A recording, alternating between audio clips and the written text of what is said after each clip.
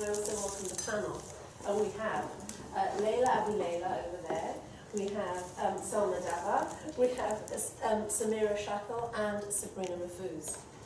And apologies in advance for the croakiness. I've just got a stubborn cough. And also put your hand up if you can't hear us at any point. So we're here to talk about this anthology.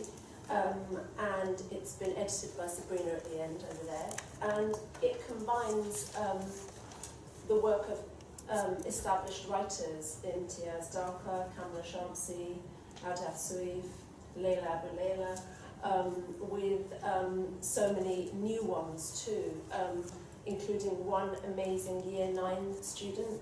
She's at age 14 and she's a poet called Seema Begum, and she's phenomenal.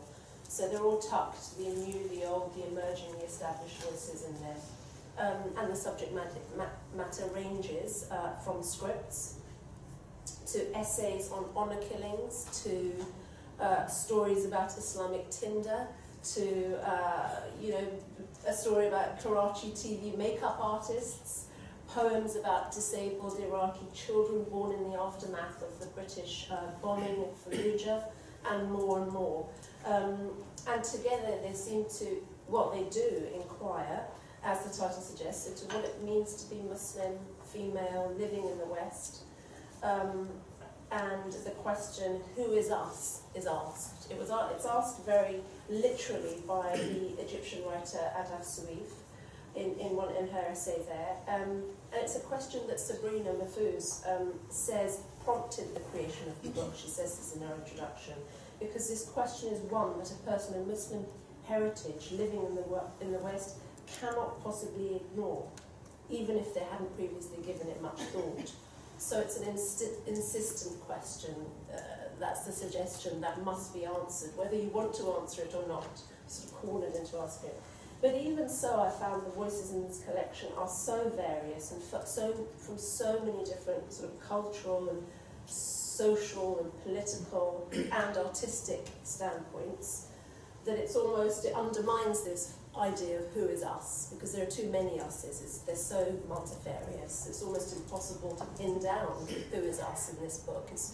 Maybe that's what it's doing. It's proving the fact that you can't really, that Muslim women are women, and they don't dress a certain way, they don't look a certain way, they don't behave a certain way. And certainly this is what I got after I put down this sort of very various collection.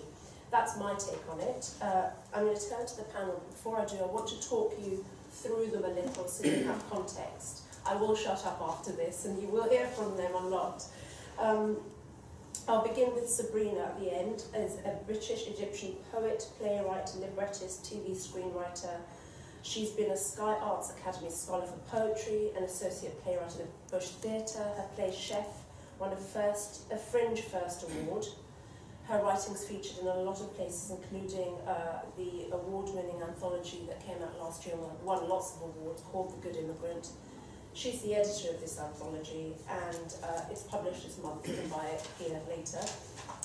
We have, quick plug, Samira Shackle as a journalist who writes for various places, New Statesman, Guardian, Times, Vice, and more.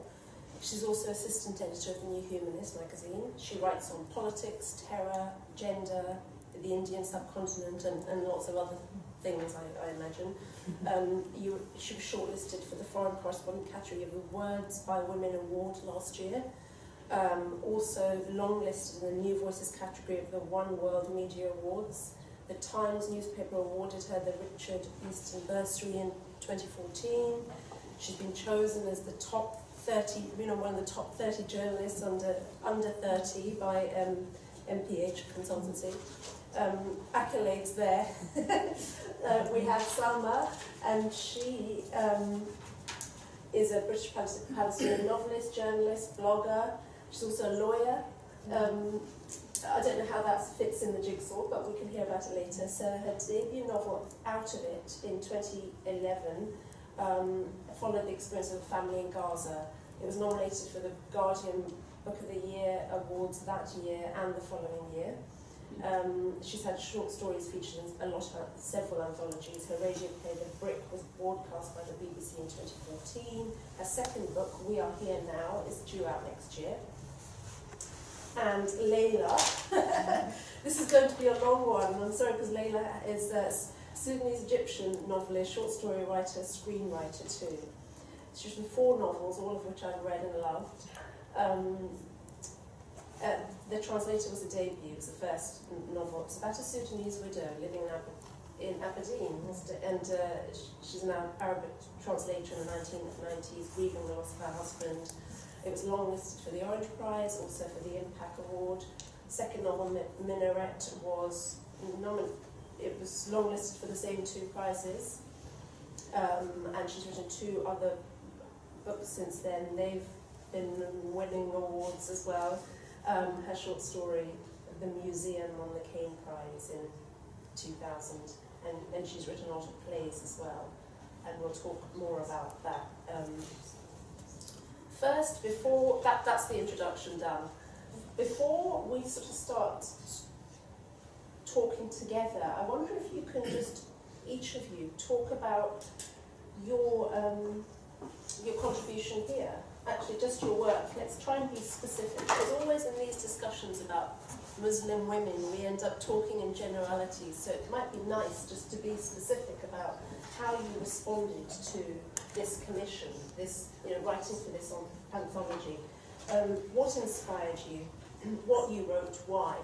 Layla, if I could ask you just 3-4 minutes each. So if you just tell us why. To be honest, I wasn't responding to the commission. What is included here in the anthology is actually a play that I wrote for the BBC, and it was broadcast to mark the centenary of Albert Camus.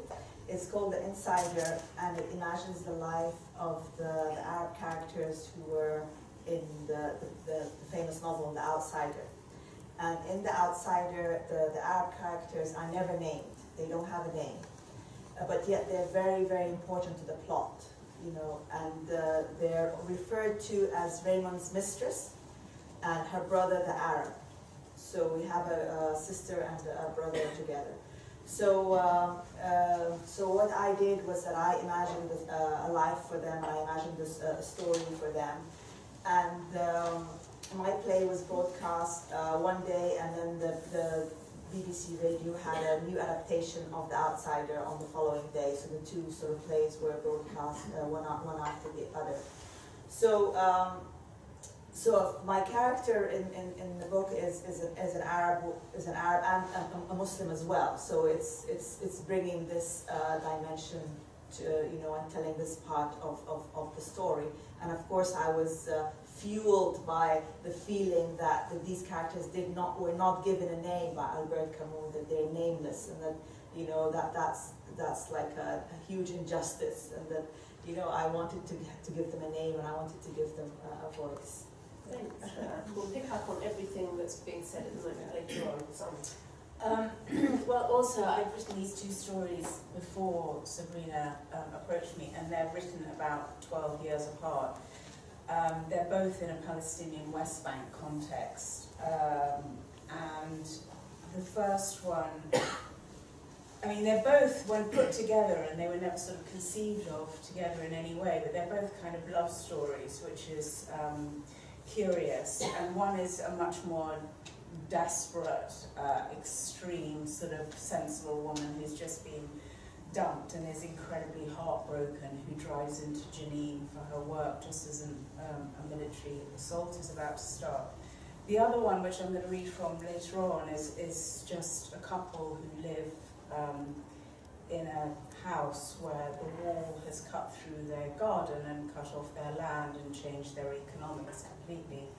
So it was, I think what I try to do a lot with my work, if it's based in Palestine, is I feel it's such a difficult place to take any reader. It's something that has been done to death with the media. It's, people have got kind of Israel-Palestine fatigue, they'd rather have their teeth pulled out. So you're trying to find something of an emotional linkage which is universal. And something I've always noticed in Palestine in terms of personal relationships is that the situation can either warp a couple to the point of really cracking up because the mental health strain is enormous there, or it can actually bring them around to a position where they think we are the only thing, we could be the best thing in the world for each other. How can we make that work despite the situation? So in a way this was an exploration more of the softer side to try and get a connection out from that. But in terms of coming in this anthology, at first I'd just been talking to a friend and I'd been making all these huge statements about I would never sit on the platform as a Muslim woman, I just don't define myself as such and I'm not going to do that. And then Sabrina approached me and I said, you know, I'm really not because, you know, I'm not English and I thought I was Christian till I was 8, so it's all, you know, very confusing. And she was just so amazingly charming and was so excited about my stories. And then I saw one of her plays and I respected it so much. I thought, I can't possibly. I mean, how can I? So I've done a U-turn. I've been very hypocritical to get here, but I'm very glad that I am because it's a really interesting and you know I feel I fit in, even though I didn't think I did. Thank you. Yeah, I think actually the similar conversation to Sabrina about the sort of identification thing, and similarly to Sam, I felt really, really pleased when I saw the book that I had taken part in it, just because I didn't ever sort of grow up considering myself particularly religious. Religion wasn't ever a big part of my life, and so there's something I think about, particularly when an identity such as being Muslim is so under siege in wider society as it is, where certainly always had a strong cultural affinity, but would be reluctant perhaps about sort of putting myself up as a sort of spokesperson for that faith background when I'm not a person who has huge personal faith. So I was really, really delighted though when I saw the book and saw that it really, it's a really, I think, special and unusual space to acknowledge all those different identities and the fact that you can, I think we have like a much easier understanding of, say, cultural Christianity or cultural Judaism being sort of identity that you can hold quite strongly in a way that in Britain, in the West, people maybe don't see that as being associated with Islam, that you can be culturally Muslim without being particularly religious or particularly observant. And I think that's actually really, really important because that is really powerful and it's not different for that religious tradition than for others. So that is a rambling way of saying I'm really pleased to have been involved with the book. So my piece is quite a departure from the kind of thing I usually do. I'm a journalist. I write sort of reported pieces where sort of long features where I'm interviewing people and talking to people and telling other people's stories very much. And the piece I have in the book is a personal essay. It's about the first time as an adult that I went back to Pakistan with my mum. So I'm half Pakistani, half English, spent most of my life in the UK, had been to Pakistan last as a small child, I didn't really remember the trip.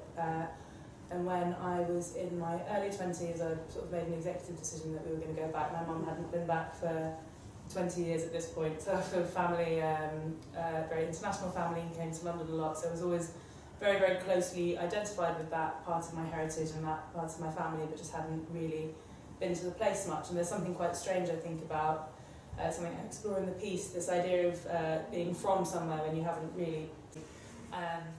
So our piece is just a sort of short memoir about that experience, and it was quite interesting for me revisiting that time and sort of seeing it there, because since then, as a journalist, I actually ended up spending a year in Pakistan working. I go back a couple of times a year. I work there. I have friends there, obviously, extensive family, and so it's something. It's sort of interesting to think back to that point of deciding which parts of your identity you engage with and how you want to engage with them. And I think hopefully that's something that lots of people in the sort of multicultural global world we live in would have experienced too. Excellent. Thanks. Yeah. Store them up when I'm asked questions about things in the book, and I'll just try and repeat what you said so articulately. My piece is a play that was on at the Bush Theatre in last October. It's a short play. It's just half an hour. and I wanted to look at a couple of things whenever I write plays, which is what I mostly do as a writer, plays and poems. So I usually am interested in a combination of worlds and a combination of questions, which I have no idea how, but feel like they're going to mesh together somehow. So in this case, the worlds were the beauty industry, primarily facial rejuvenation, primarily Botox, and also world of intelligence, more military intelligence rather than, I mean, like actually defence intelligence from the Ministry of Defence rather than just MI5 or MI6, but and then also the question of the British presence in Iraq even now and how that is actually playing out there. So these things came together, partly inspired by an article written by Triska Hamid, who's a journalist who's also included in this anthology, and who I met many years ago on a playwriting course at Royal Court. And she is Kurdish Iraqi, and she'd been to Iraq looking at the beauty industry, and she showed me her article, and it was about the explosion, bad word, about the burgeoning industry of Botox in Iraq, and how it was sort of taking over sort of hairdressers or the usual sort of beauty treatments.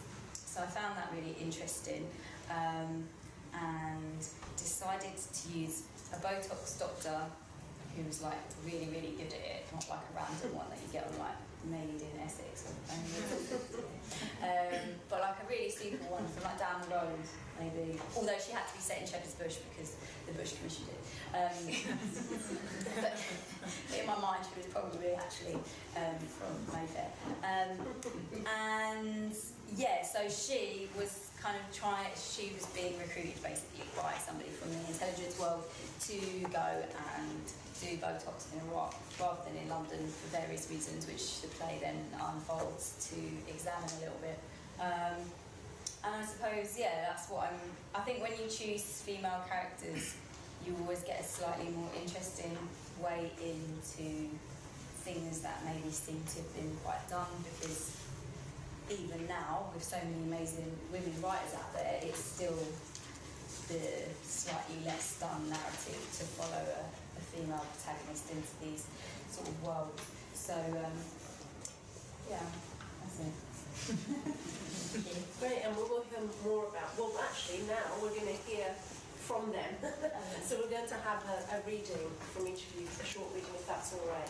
And I know, Layla, you don't really want to read the play with its voices, but it might be nice to start from you and just hear your introduction to it, if that's all right. So if you wouldn't mind reading, because I know you've already laid out why you wrote this, but it might be nice to hear a little bit more about returning to this play. And, so would you mind reading us that introduction? Okay, I'll read the introduction.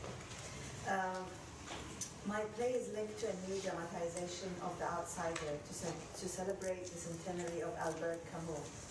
The instinctive, visceral Arab response to this classic set in Algeria is not where are the Arab characters. Can everyone hear it? Just a little bit louder, a little bit louder. So sorry. Scream it out. My play is linked to a new dramatization of The Outsider to celebrate the centenary of Albert Camus. The instinctive, visceral Arab response to this classic set in Algeria is not where are the Arab characters, because they actually do exist and they are central to the plot. But the thing is that they have no names. They are never, ever named. So in The Insider, the name of my play, I gave them not only one name, but two, Fatima and Fifi, Yusuf and Joseph, the original Arab name and a French version that they made up when they moved from the village to Algiers. Their cultural anxiety and their dual identity is a contemporary concern, and one that I see often around me. This duality got me thinking in terms of the past and the present, and I wanted to give a feminine, flouncy perspective in contrast to the masculinity of The Outsider. But there are still parallels between Fatima and Mersol, the protagonist of The Outsider. Her senses respond to clothes, specifically French fashion, as Mersol's Mersault's response to nature. She is an outsider too, a prostitute in a conservative society. And at a certain point, both of them find themselves alone in a confined darkness. So in The Outsider, there's many chapters of him in prison, if you remember, at the end of the novel. And my play ends with her in a hammam, in a sort of Algerian hammam. So she's in this kind of very dark place as well, and then because it was a radio play, we get to hear the sound of the water and her having a bath and all that, her reflecting, because she's a very elderly woman when she narrates this play. And so the plot, the story is that she started off as a prostitute, and then when her brother was killed by the main character in The Outsider, this made her change her her view of life, and she started to work in a hammam, as an attendant. So as an elderly lady, she goes back to this hammam and she starts to reflect on the past. Okay, there's just a little bit more. Okay, so Fatima is an outsider too, because she's the mistress of this Frenchman in a conservative society. But she's also an insider because she's not a stranger to herself, and because through loving her brother, she eventually connects to a higher form of spiritual love. Because what attracted me when I was writing, also what intrigued me, was the fact that even though this was a very conservative society, and even though she was the mistress of this Frenchman, her brother was attacking the Frenchman because he beat her up. So it made me realize that there was actually a close relationship between the brother and sister, and it wasn't this cliche of the brother wanting to kill the sister because she dishonored him and all that. Honor killing. The honor killing, scenario. Yeah, it was actually different. Yeah. So Fatima is also an insider because she's not a stranger to herself, and because through loving her brother, she eventually connects to a higher form of spiritual love. One of my favorite novels is Wide Sargasso Sea by Jean Rhys, in which she tells the story of the first Mrs. Rochester, Bertha Mason, the mad woman in the attic of Charlotte Bronte's classic Jane Eyre. Wide Sargasso Sea fills in the Creole Caribbean world of Bertha Mason, which Charlotte Bronte could not have had access to. The mad woman in the attic becomes a woman with a country and a family, her own complexities and voice. This is what The Insider does by extruding a slice of Camus' novel. So Raymond's mistress and her brother the Arab become main characters who have their own side to the story and exist well beyond it.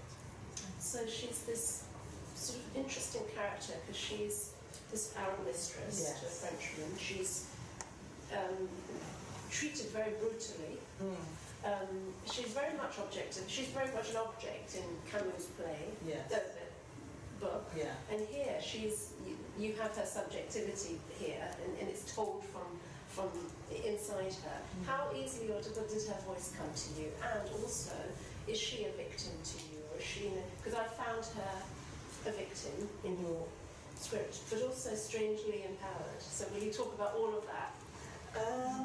I did hear her voice, and actually there are two voices in the play. The play was performed by two actresses, one a very elderly actress and a young actress. Because the play puts the past together with the present, doesn't it? Yes. So the younger Fatima is Fifi talking sort of to the older Fatima, so there's an interesting sort of time complication there. Yeah, that's right. So you get to hear these two voices. So the older lady is speaking about her memories, and then suddenly the younger Fatima, Fifi, starts to intrude. Yeah, sometimes they kind of talk to each other. So I could hear the voices, and I started, I don't know where the idea of the clothes came from, the fact that she loves clothes, the fact that she's, you know, she came from a village, she's a village girl, and that she went to the city, and that she was driven by this need to wear beautiful clothes, and that she would do anything to get these beautiful clothes.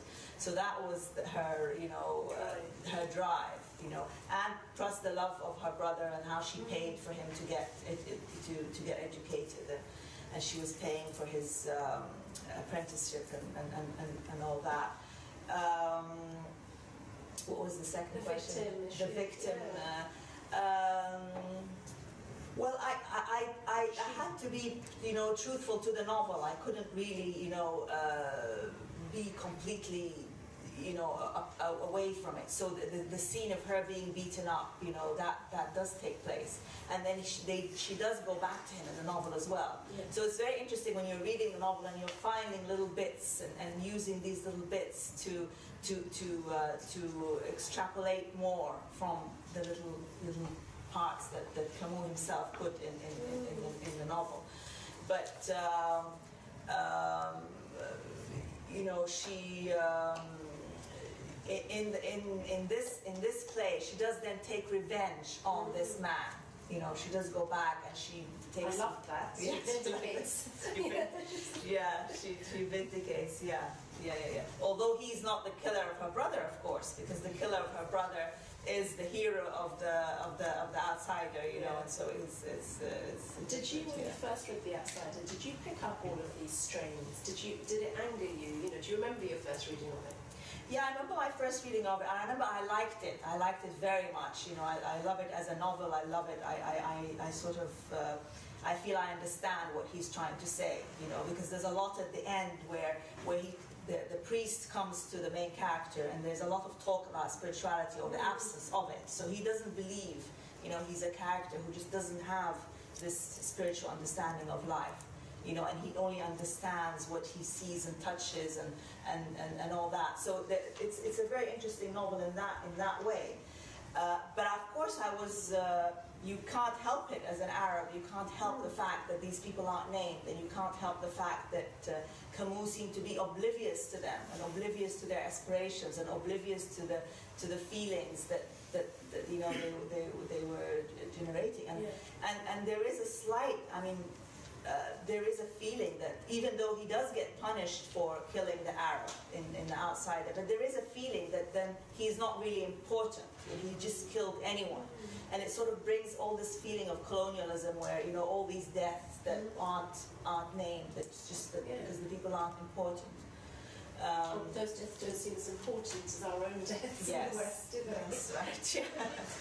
In fact, I could go on, but I won't, because someone... Will you read us a bit? Yeah, sure. One or the other of the and we'll go Yeah. chat. Okay. I'm going to read from the first of the two stories. So it's called Take Me There. It's quite a short story, and it's a short story, in fact. And I noticed when I was timing it for this reading that it's split into two parts, so I'll just read the first part, okay? All right. He'd walked by her when he got back. It was late, which had meant that she'd had to sleep in the afternoon before he returned if she was going to keep herself awake until he came back.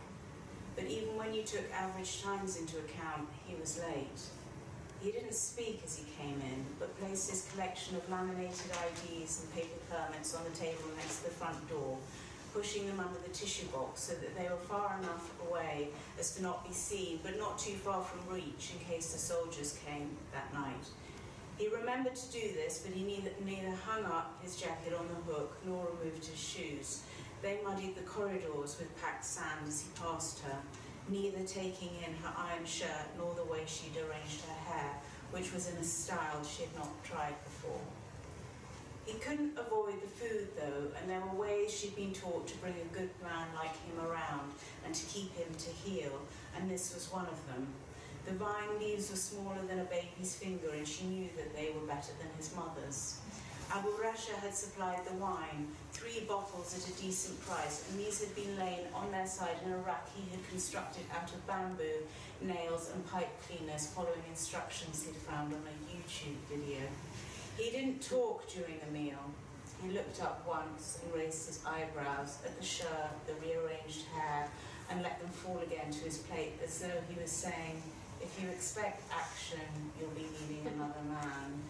He found no fault with the food, and he told her one benign event from the day, one little insight into gossip from the man in front of him at the turnstile, who was the cousin of a woman she had been at school with. It was neutral information about a work permit being obtained, and she had learnt not to seize upon this kind of disclosure as though she needed it, or to feign excessive interest in a way that could come across as being patronising, but trying to make the day seem better than it was. Behind him, above the sink, the curtains were drawn to keep out the concrete that took everything away from them, and to block out the glare of the spotlights that were affixed to the top of it. They preferred it that way, but at one point he turned around to check as though wondering what was wrong.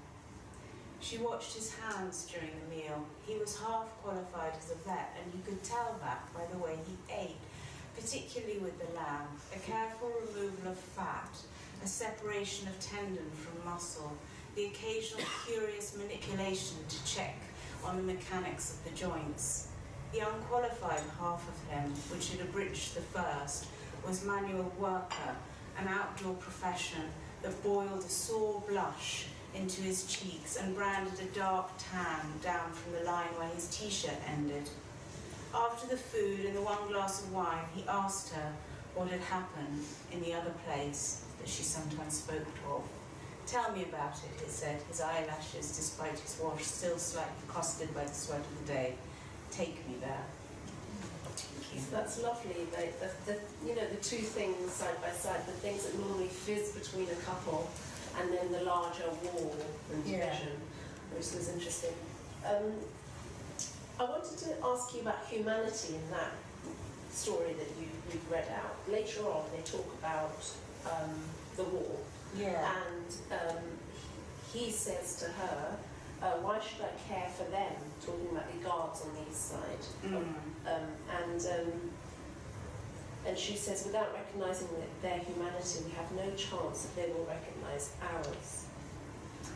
And I thought about this, because, I've talked to lots of people about this, the conflict and humanity, but also hate.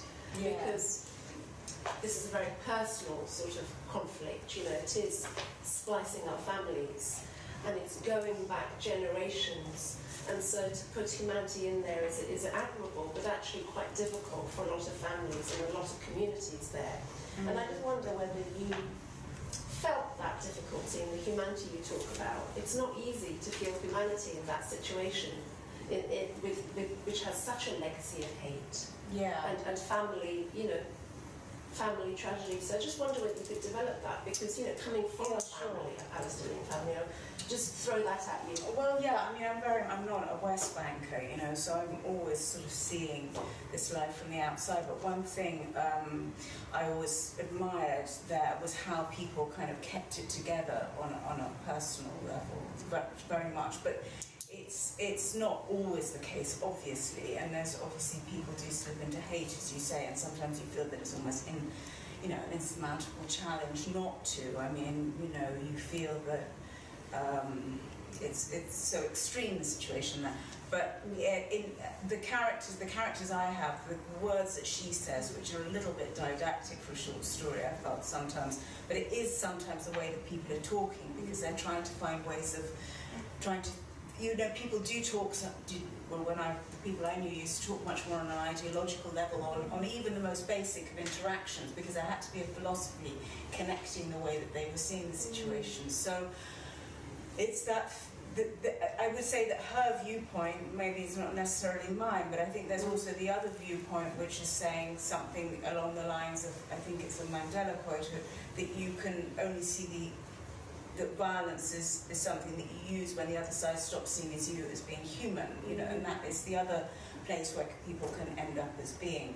But in terms of, as a writer of a story, I really wanted to try to get that most tender, most delicate, most quotidian of interactions on a humane level across, when taking a character who you see in the cages, those pictures of the cages running alongside the wall, just take one out. What's he facing at home? You know, I mean, it's sort of like it all normally disappears, but these are, you know. And again, it's making something very big and vague, it's sort of something we all talked about, and so very specific sort of thing. You're taking a very specific man into his home place, and it's showing us his home life. His home life, his aspirations and thwarted aspirations, and you know how they're trying to keep it together. The second part of the story is her talking about Berlin. I mean, it's a spoiler, but you know, yeah, it's one story.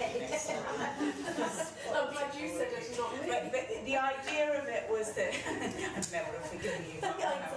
You know, I can do that. But what I was trying to do there was getting her to take him into a place where there'd been hope for change, because I think often with documenting tragedy, you get locked into, you know, complaining about what's happened, witnessing the tragedy, and a victimhood, and a sort of this whole weight of it, which is important, and you know, documenting our history is important, sure.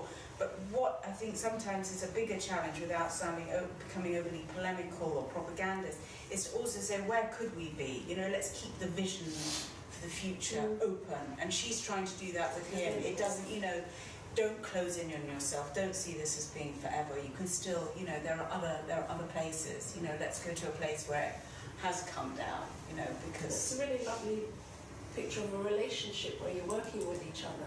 Yeah, it's risky as well. I mean, you could sound nuts. Yes. You try to like talk about a place which has changed that everyone else hasn't. I mean, personally, risky for her. I mean, why? I want to ask you one quick thing and then move on. So, because it's all very interesting, I could have very long conversations with all of you. It's that the second story is really tying together love or flashbacks and memories of slightly destructive love to death, and it felt I could smell the death. Well, they can smell the death, but it's very it's love and death. And I just wanted to know about that connection, because it's such a close connection in that story. Well, that story, I really. I've been reading and watching a lot of documentaries about the massacre in Jenin, and I had, you know, I've worked as a lawyer in human rights and international criminal law, and I just wanted to find a way of, like, trying to think about who could be seeing this situation from outside. Why would they even go there? What drives people to go into these situations of crisis? What personal makeup? So then I had this, I just wanted like a very, you know, somebody who was actually in such a place of emotional distress that she was another kind of pain, and it was sort of a self-loathing and a self-destructive thing on her part which drove her there, because then it was also like she thought she had nothing left to lose because she lost a relationship. Yeah, it's really powerful. So yeah, I mean, it's really dark. I read it after like 5 years. When did this come from? It's a great place to go. But it's good. Sabrina, so thanks for that, and we'll pick up on all of that. So I suppose would you read a little bit from your essay, and then we'll talk? Sure. Yeah, so my piece, as I said, is about going back to Karachi in Pakistan for the first time as an adult, so I'll just read a short bit from sort of middle end of it. It was March and the weather was starting to heat up, although there was a delicious sea breeze that managed to cut through the sharp, dry heat even on the warmest days. I sat in the garden next to the pool, surrounded by sumptuous greenery, delicate yellow and white frangipani flowers, and vibrant bursts of red and orange hanging from the trees above. I wanted to wear a bikini so I could get a tan, so my Aunt Samira told the servants, there was a small army of them, not to come outside. This was ostensibly to stop them from leering, but I suspected it was also to prevent their minds from being corrupted by the sight of a practically naked woman blithely wandering around in a place where it's highly unusual to show your knees in public. Sweat dripped off my forehead onto the page of my book. The air was baking hot, but I didn't want to admit defeat. I was sitting outside in defiance of a series of woeful, direly serious warnings from relatives about the risk to my health. An older relative looked distressed when I mentioned my plans to bronze my skin. You've been blessed with a fair complexion, and this is what you do? Someone else warned me that I could expect severe stomach upsets if I overheated, and another that Karachi sun didn't turn you golden, but grey. I chose to ignore them. Eventually, though, I gave up oppressed by the heat, and went inside, hoping that no one would gloat about my failed mission. When I'd cooled down, we went for a driving tour of the city, my aunt, my mother, and I.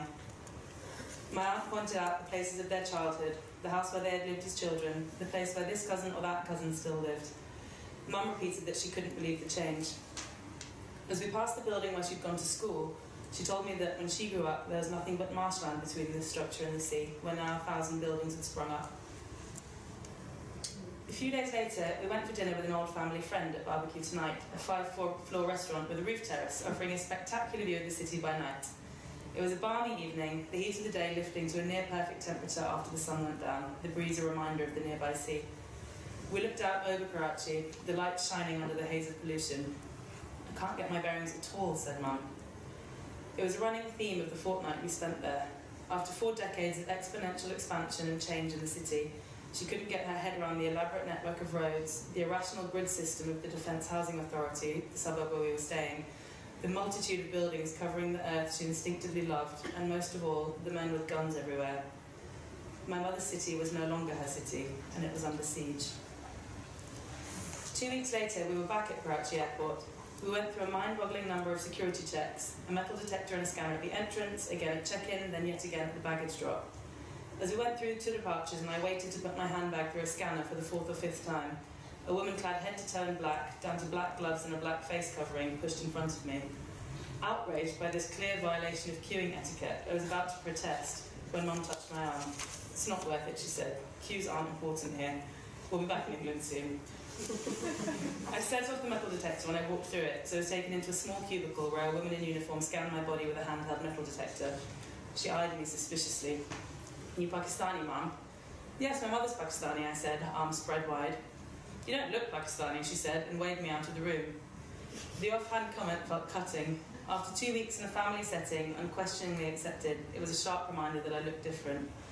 I thought of all the times I'd been asked in the UK where I was actually from, and wondered, with a momentary sense of complete exhaustion, if I would ever fit anywhere. It's great. I can relate to so many elements of it. I'm fully Pakistani.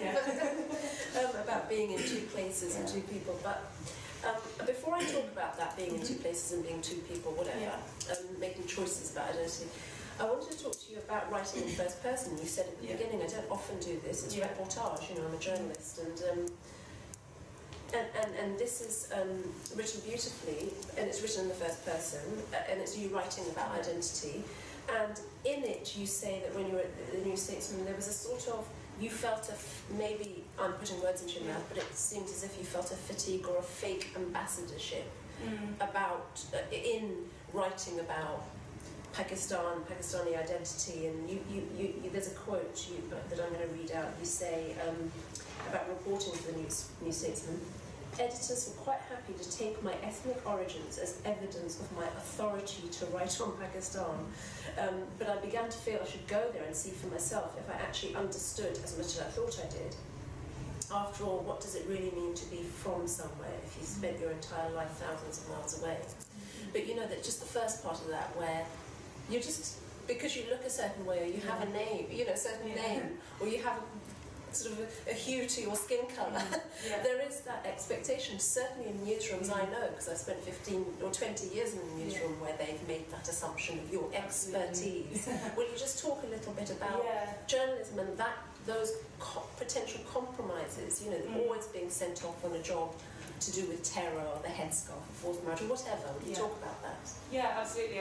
It's something that came up a lot. But so I worked with the New Statesman before I was freelance, and it was not even just about stories pertaining to Pakistan. I was also, every time, this was during the Arab Spring, I worked there. Every time there was a revolutionary passing through, they'd say I'd have a great perspective on interviewing them. So it's always like, well, I'll do it, but I'm not Arab, I don't particularly know anything about the internal politics of Bahrain. But so that was quite consistent.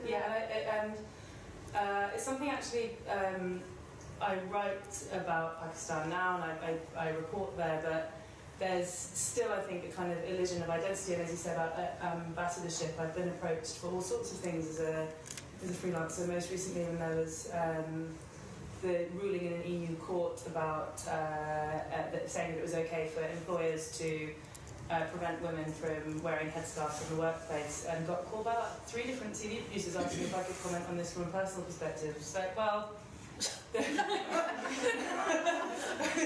I'm sure that there's a lot of women who can talk very articulately about that who wear headscarves, and also actually lots of women who wear headscarves who don't want to talk about it because they've got other things to talk about. But that certainly happens. I've been asked after Brexit, I was asked to write a personal piece about why people in Bradford might have voted for Brexit. Yeah. Again, Is there a way you resist that, or is there a part of you that wants to? Because I know my own conflicts. I don't want to impose on you, but which part of you is that can you resist that?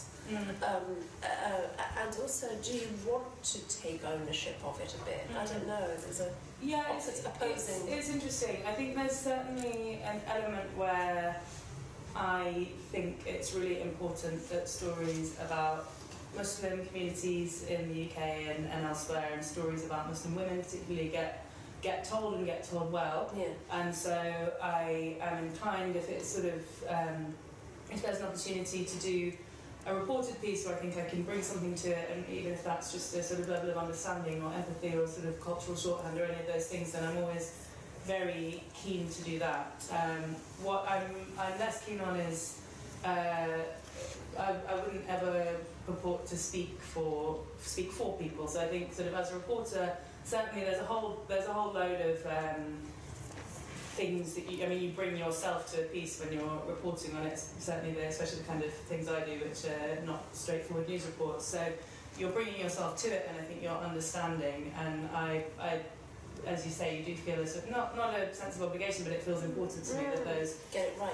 Exactly, to get it right. I think there's a lot of really terrible reporting on lots of those issues, and I think that's really important, and it's something I care about and I'm interested in and feel sort of intellectually and personally engaged with. But I think when you're, I think it would be completely inappropriate for me to pretend I could, for instance, talk personally about the experience of wearing a headscarf, which I can't, or the experience of sort of being a young woman in Bradford, which again I can't really talk about from personal experience. So it's an interesting thing, and I think if you're of any sort of ethnic minority background, and certainly if you're a woman, there's a tendency from editors, producers, whoever in journalism to perpetually want you to speak from the perspective of that identity or speak about that identity. And I think that part of the reason I haven't written in the first person that much is partly because it's not my kind of natural mode of writing, and partly because I resist that quite strongly. I think that the idea that there's like wonderful first person writing out there, but I think there's a very gendered assumption that that's the only way that women could or should write. Yeah, but I do want to also ask you about the identity, so I'm getting away from the ethics of journalism, and just about that. I think my favourite last line was in your piece, really lovely last line, and it said, it's not home, talking about the first grown-up visit to Pakistan, it's not home, but there is a place for me. And I haven't heard that before, because people always talk about not belonging or homeless, where's my home? And I thought that was a really lovely way of saying something, of finding a place. There is a place for me there. So I just wonder whether you could talk a little bit about that, the sort of maybe choices you make along the way of deciding where home is, where your place is, or maybe even having that advantage of, is there an advantage in never quite belonging fully? There is a place for you there, but it's not home. So is there a benefit to that? Sometimes I feel a benefit to it. I think there definitely is, and I think that if you're sort of as a person of mixed race, sort of mixed ethnic origins, I think there's often a tendency to talk about mixed race identities in terms of conflict and in sort of quite, it's often framed in quite negative terms. I think you're sort of pulled between two things, you're not quite one, you're not quite the other, and I certainly feel now quite strongly that's a real positive, and felt that growing up as well, that you can kind of, it doesn't have to be that you're sort of half of one and half of the other and you're not quite anywhere. It can be actually that you're wholly both, and really feel an affinity for both sides of your ethnic identity. And I felt that that was something I never, I think, as I say in the essay, I never really questioned growing up. I grew up in a very multicultural area of London. Lots of people had similar identities, where they had sort of parents from different places or whatever. And it was sort of, as an adult, I think, going to university and suddenly no one was of a mixed heritage at all. Everyone was white, and sort of kept saying, sort of perceiving comments that showed that they perceived a difference in me that I didn't perceive in myself. And that sort of made me think about things a lot. And then actually, after this trip to Pakistan that I described in the piece, after all the similar assumptions we've just spoken about in the workplace, actually going and spending a substantial amount of time there and being really interrogated about my identity from the other side, and sort of there are no such sort of polite norms about not making really personal comments. So lots of comments about my sort of constant assessment of my levels of Pakistaniness in a way that I'd never really engaged. They're not just from relatives, also complete randomness. So that, I think, really made me question my place in the world quite a lot more, strangely. And it's something I've really come right back to where I started, and the fact that I think you can have these multiple identities, and that can be a really positive, wonderful thing. As well as a difficult thing. At times difficult. Yeah. Fabulous, thank you. Sabrina, it was a long wait to get there. So will you read us a little bit from the play? And I know you're quite good at doing those different voices. So talking of multiple identity, luckily I have many to draw from at occasions like this, where I'll be reading a play that contains two people, but I am one person. So what I'm going to do is one of the people, Camilla, the recruiting intelligence officer, she is going to be generically northern, and Abla, who is the Iraqi-born Botox star, is going to be generically southern. So hopefully that will differentiate enough for you to follow this little extract that I shall read. We want you to run a clinic, just like this one, but in Baghdad. I don't want to run a clinic in Baghdad. You'll be in stratospheric demand, the best Botox doctor in London, and she's Iraqi. Perfect. Again, slowly. I don't want to run a clinic in Baghdad. I'm very happy in Shepherd's Bush, thank you. As you know, clients talk when they have treatments. They're nervous, it's intimate, they talk. ISIS have a stronghold there in Iraq, and we, Camilla, I get it. You want me to spy for you, for Her Majesty's government. We want you to provide the unrivalled service and skills you do here, whilst encouraging those who come to see you to let you into their personal lives a little. Their personal lives. And details of planned suicide attacks they might just blurt out in the middle of me injecting their epidermis. Nobody else can do this. How do you know? We run a training centre out there. 200 students per year, the best teachers, and still not one, a training centre for spies who can do Botox. A training centre for cosmetic surgery and aesthetic treatments. An official cosmetic surgery training centre run by British intelligence in Iraq.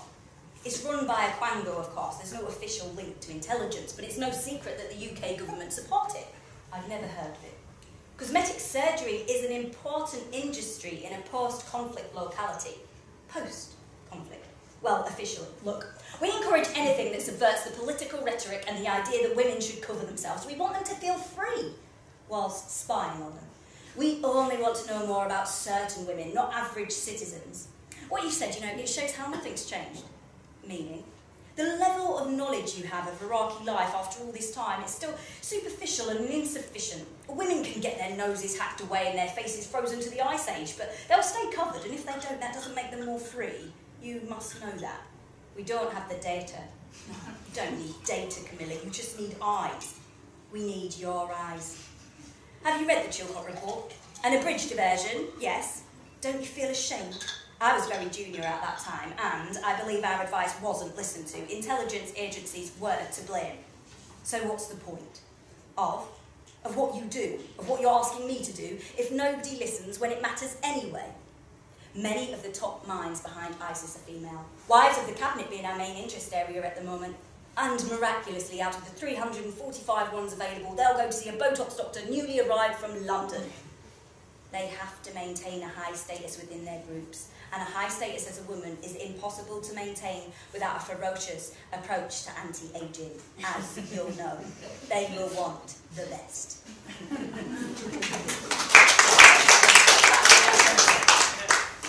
So I know it's satire, it's really great satire, but I wonder where it came from, you know, I wonder where the truth of it came from. And you said, oh, like, took two divergent things, the beauty industry, espionage, or whatever, spying on each other. Yeah. But I wonder what made you fling those two divergent things together. And for me, at least, it sort of made, I saw echoes of Prevent in there, you know, the Prevent strategy that is very controversial sort of thing. Maybe this is just me reading what I want to, you know, well, it's my reading of it, about the idea of, you know, spying on each other, the Muslim communities of turning in and being vigilant about each, you know, everybody else's goodness or badness, whatever. So where did it come from? Well, it's funny because I think it only sounds like satire because I was doing the northern accent. Because like actually, the really amazing actresses who did it in the play, they were both like really intense and serious and amazingly talented. And it felt like, well, I don't know, it felt like to me, so it felt like that it was real, like it wasn't a satirical take. And then when I read it, I just make it like, but which just shows you like how different readings you can do of dialogue, actually. But yeah, I suppose it is satire in some ways, but then actually I think that it could really happen. I think that it's like quite, you know, like the intelligence world is just totally overrated because it's like shrouded in this sort of secrecy, obviously, and all this stuff that we think we don't know. But the people who are making the policies up for the intelligence strategies that are going to be put into action are often people who really seriously don't have a clue. And actually making that strategy of going with a beauty consultant or therapist is probably, you know, it probably could be quite good. So I was just writing it, like wondering, you know, if the opportunity for a new career presents itself. You know, I'm just putting it out there. Counterintelligence. No, but I agree with you about Prevent, and yes, I'm like such a massive opposing. I was going to say force, but I'm not forced because I haven't done anything about it. But I'm an opposing person to Prevent because I really, really, really dislike it because I work in schools a lot of the time, and in primary schools there's like kids who are like 5 and 6 who have been sort of pulled up on this stuff and kind of told about what they're allowed to look up on the internet. And a lot of the high schools that I teach at have actually got certain words once they're, like if you type in Boko Haram to the search engine of the school, like your computer will be shut down, which is amazing because at my school we had like 3 computers. So the fact that they've even got technology now to like shut down a computer when you type in a word is pretty amazing, but also horrible. Wow, yeah, So scary. yeah, really scary because then it just totally comes down to, you know, if you're like a white girl with a totally Northern European heritage, for example, and you're the person who's typed in Boko Haram for an essay or what have you, the likelihood of you being given an entire Prevent lecture with police attendance, etc., is basically zero. Although they like to pretend that that's not the case, it is. And then if you obviously have any sort of heritage that could be deemed Muslim, even if you maybe don't identify as Muslim, you will definitely be put down on that list. Yeah, I mean everyone knows these stories, but it still fails. It never fails to amaze me that it's still happening. It's still out there. There's nurseries that have the Prevent thing stuck on their thing. It's like the nursery's got kids from 3 months old to 3 years, and it's like, oh yeah, you're gonna like radicalise a 2-year-old. So yeah, I guess that's in there somewhere. All of my hates and all of my loves, I suppose, end up in pieces of work, like most writers. I was going to ask you something really general because you said I write poetry and I write scripts. How did they come? I always wonder, and I suppose I can ask you all, because you all write across, just to turn this into a group conversation, because I realise I've overrun. But how do you decide how you're going to frame a story? You know, is it going to come out as a poem or a script, or is it obvious to you how you want to treat it?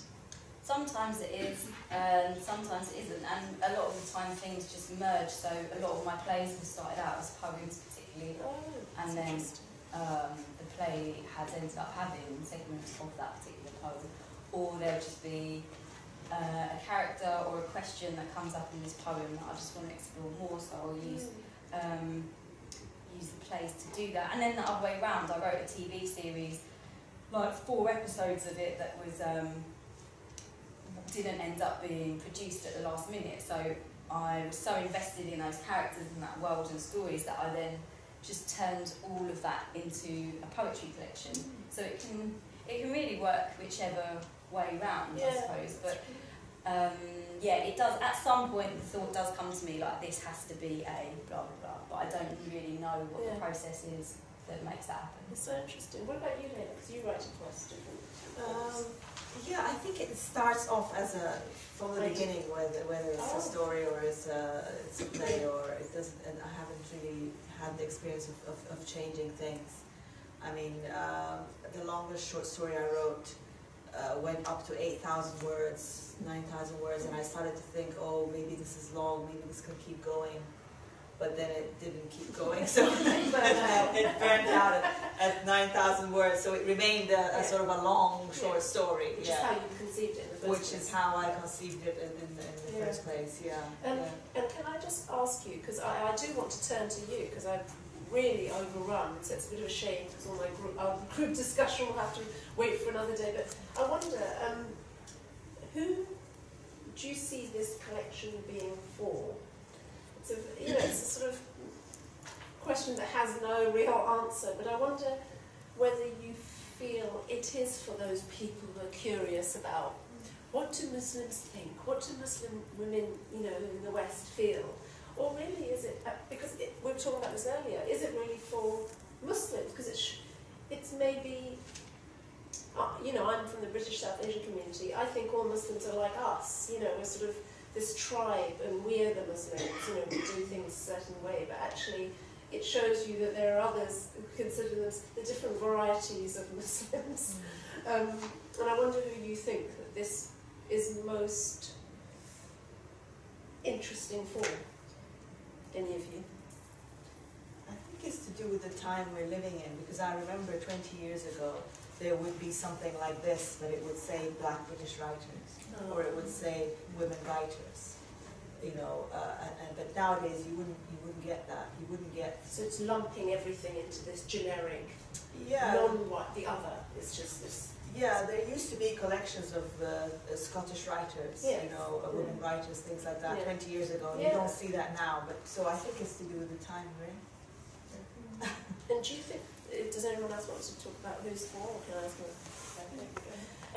do you think in times of sort of instability, when you are unsure of who we are, as Adafsui said, who are us, there can be sort of an excitement or interest, imagination, or creativity around that? Because I found this to be very creative, and I just wonder whether that instability, we're all living, not just Muslim women, we're in an age of Brexit and Trump, we're all living in times of, I think, uncertainty, more so than maybe 5 years ago. Is there some sort of creativity in that instability? Yeah, I think so. I think also on the who's it for question, I sort of put those things together. I think I said at the beginning that there's this idea that sort of to be Muslim is this very monolithic, austere identity that denotes a certain sort of checklist of sort of lifestyle points, as it were, or sort of the way you live your life. And I think that what the thing that I think is so great about this book is that I would hope anyone who just likes good writing would read it, because it's so creative and all of those things. But I think the question about instability, it certainly I think at times of instability there can be a tendency to fall back into sort of broad stereotypes about the other and about and about identities and so on, and sort of wanting to paint people as one thing or another. Because there's greater fear. Exactly. And I think what's really powerful about something like this is that, and why I'm so pleased to be part of it, is that I think it kind of tries to take away from those broad brushstrokes that people can fall back on and sort of show real diversity of experience and creativity and identity, and how all of those things can exist under something which is sort of seen as a one thing so often. Anyone else? I think I don't know if this is related to the question, but it's really just from what Samira said, that it's quite a paradox really, because it's like using something that could be deemed quite a narrow title, British Muslim women, right? I mean, ideally it would be, to me, British women of Muslim heritage, right? But it's like a bit too long-winded for a front cover.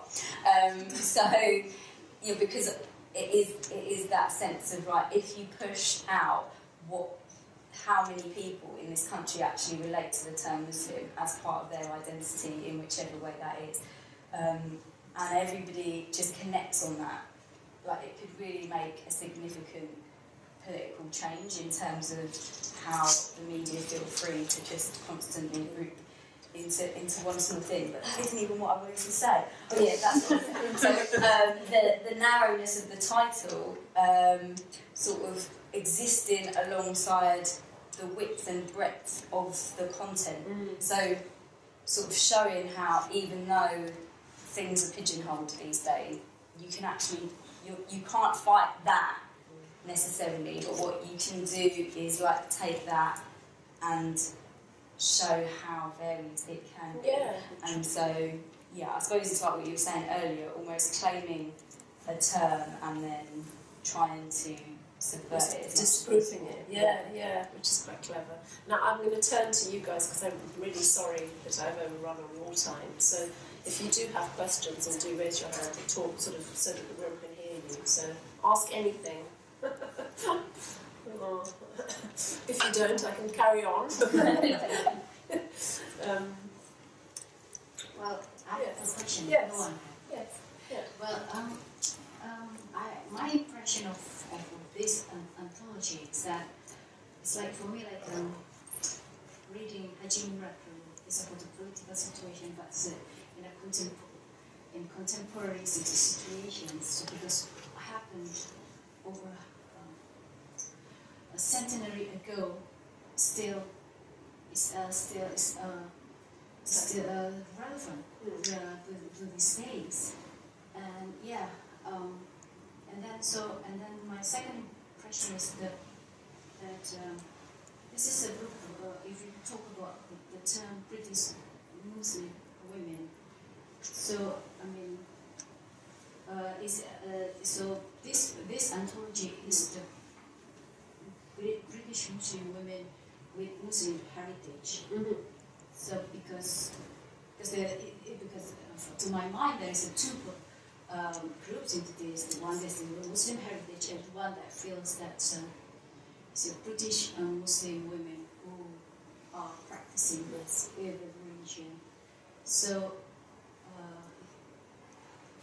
please correct me if I'm wrong. So well, it's an interesting point. I mean, I think you touched on it earlier. Yeah, How Muslim is about piety versus heritage and cultural sort of belonging. So I mean, I spent a lot of my childhood growing up in Egypt. My dad's Egyptian, and at that time there, you knew who were the Christian families and you knew who the Muslim families, but everyone was one of those. There was a very small amount of Jewish families, but they had mostly left by the time I was living there. So everybody existed within a Muslim or Christian identity, but within that there was a whole range of people, whether they would be atheist, but they would still call themselves within their Egyptian identity a Muslim Egyptian, but would still be atheist. So I'm really interested in where that's gone and like how that dissipated and how that doesn't seem to in my circle of people that I know, it feels like it's very difficult to occupy that space anymore.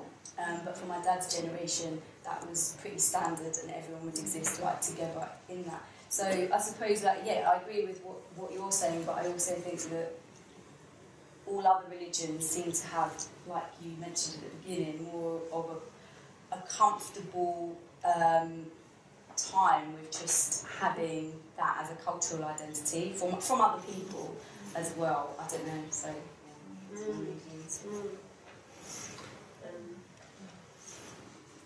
yeah, thank you for that comment. Is there some other question sort of being asked? No? Yes. Yeah, I just wondered what the ladies would think about Ramadan and the election coming up. The June election. So there's that election. And it happens to be in Ramadan. Will that inconvenience anyone here? Well, I loved, there was quite a big thing on Twitter where people were saying, you know, how you know, they were reacting to it and making it into like quite a fun thing. And like a lot of the campaigners saying, you know, well, we're just going to like campaign all day and then just invite ourselves round to whoever's house we happen to be at the time, if that, like, you know, and I think like all this sort of stuff is brilliant, and like on social media that people have that space to do that, to take something which it was like reported with a bit of like, oh, has this been done on purpose, and then they kind of just used it to have fun. But I mean, again, living in Egypt, like in the very few years where there have been elections, if you can sort of call them that, some of them have taken place during Ramadan, like in Muslim countries who have elections during Ramadan. So I don't think that is really something to me that is that weird. Yeah, so, sorry, does anyone else want to address the election? Did you say something about the hardest to reach Muslim women who are very much, like you were talking about journalism, and how certain groups and their voices aren't heard and you're seeing anything better for it. Are these hardest to reach women represented in this anthology? And if so, who are they and what are their stories? So I do a lot of workshops around the country, playwriting and poetry workshops. So on one level, you know, how hard are these kids to reach because they have teachers who are bringing in outsiders to the school to engage with them, so presumably they have some level of encouragement from those kind of teachers. So I don't know if they are actually the hardest to reach, but that's how it's often pitched to us to go in there. Huh? Giving them a platform in writing. Yeah, so that's what I'm getting to, yeah. So they'll be said, you know, these are kids sometimes who literally like totally disengage with everything. They're giving up. Sometimes pupil referral units, whatever. And anyway, so through this process, I always meet writers who I think are absolutely amazing. And there was a number that were selected by me to be part of this book. But due to various things in young people's lives that are under extreme pressure from exams, family, etc. But mostly exams, that is the main pressure, is from exams. And this fear of failure, which is like something that I feel so much bigger than ever was when I was their age. Only one of them managed to complete the piece and like with enough sort of editing help to get it actually in the book. But she's in there. The 14, 14, yeah. She was 14 when she wrote it. She goes to girls' school in Tower Hamlets. She'd never written a poem before. She wants to be a judge, so you know she's like highly intelligent, but it's just not something that she'd really thought that she would do before. And she started the workshop like whispering her poem like that. And then I like was a big meanie and took it off her and read it out really loudly to the whole class. And then all the teachers came, and it was all a big hullabaloo of, oh my God, we didn't ever see we could do this. And it was beautiful. And so, you know, these sort of situations happen, not all the time, but like regularly. And so I feel like there is the opportunity to find people through this sort of endeavours. Obviously, until this point, I never had anywhere to showcase them, apart from to invite them to open mic nights, which is difficult because they're young and they can't really go to open mic nights alone. But what I am doing as part of this book, as funded by the Arts Council, is creating writing workshops, 2 in London, 1 in Glasgow, 1 in Bradford and 1 in Birmingham, that are all taking place in the morning or afternoon, all completely free, and all being pitched to any self-identifying women of Muslim heritage, any age.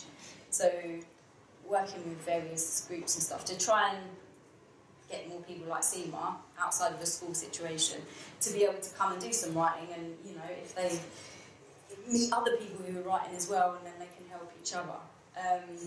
But yeah, it's difficult, but I think stuff like this, once people see names even that seem more familiar to them, that just starts a process of feeling like, oh, okay, maybe I can do this.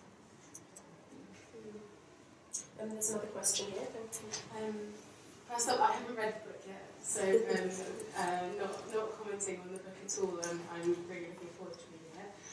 But I'm just interested in hearing your thoughts, generally speaking, on whether you think there's a very concerted effort nowadays to present Muslim women as normal and relatable, and you know, and try to really almost kind of pander to the mainstream.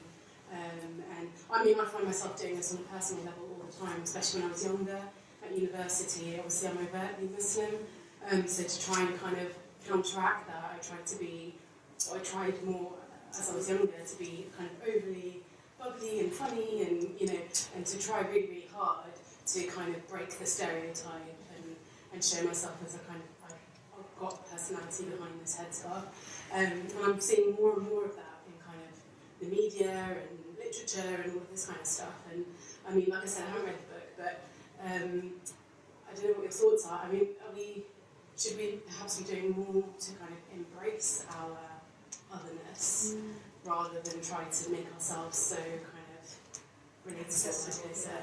It's an interesting question, because I find myself making myself friendly and unthreatening with faith.